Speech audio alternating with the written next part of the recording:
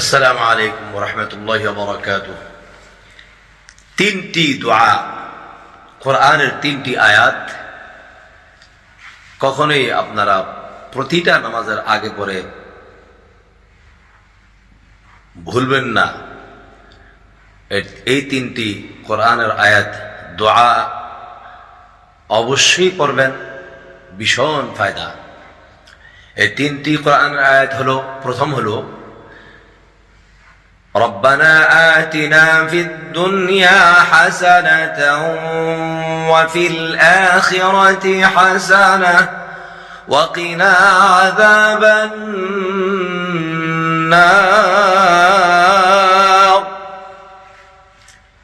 এই দোয়া দুনিয়ার জন্য ফায়দা, আখিরাতের জন্য ফায়দা। আল্লাহু আকবার। আল্লাহ রাব্বুল আলামিন আমাদের জন্য শিখিয়ে দিয়েছেন।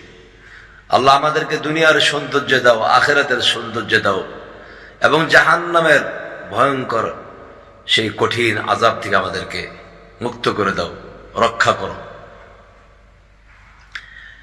দুই নম্বর দোয়াটি হলো রব্বানা লা তুযিগ কুলুবানা বা'দা ইয হাদাইতানা ওয়া হাব লানা মিন লাদুনকা রাহমাহ ইন্নাকা আনতাল ওয়াহ্হাব।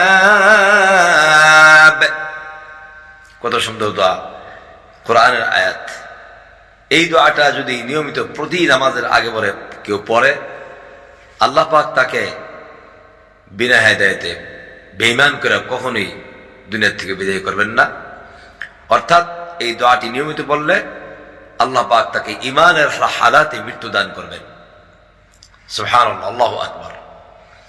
তিন নম্বর দোয়াটি হলো রব্বানা হাব লানা মিন আজওয়াজিনা ওয়া যুররিয়াতিনা قرة أعين وجعلنا للمتقين إماما। ما شاء الله, আল্লাহু আকবার। এই দোয়াটি যদি কেউ নিয়মিত পাঠ করে প্রত্যেক নামাজের আগে এবং পরে, আল্লাহ পাক তার চক্ষুকে শীতল করে দিবেন সন্তান এবং পরিবার দ্বারা। এমন পরিবার থাকবে, এমন পরিবার তার হবে, এমন সন্তান হবে যে সন্তান এবং পরিবার দ্বারা তার চক্ষু শীতল হয়ে যাবে, শান্তি হবে দুনিয়াতে ও আখিরাতে। আল্লাহ পাক আমাদেরকে এই কোরআনের আয়াত তিনটি দোয়ার মতো প্রতিটা নামাজের আগে পরে যেন আমরা এগুলি তেলাওয়াত করতে পারি। আল্লাহ পাক আমাদেরকে তৌফিক দান করুক। ওয়া মা আলাইনা ইল্লাল বালাগ ওয়া জাযাকুমুল্লাহু খায়রা।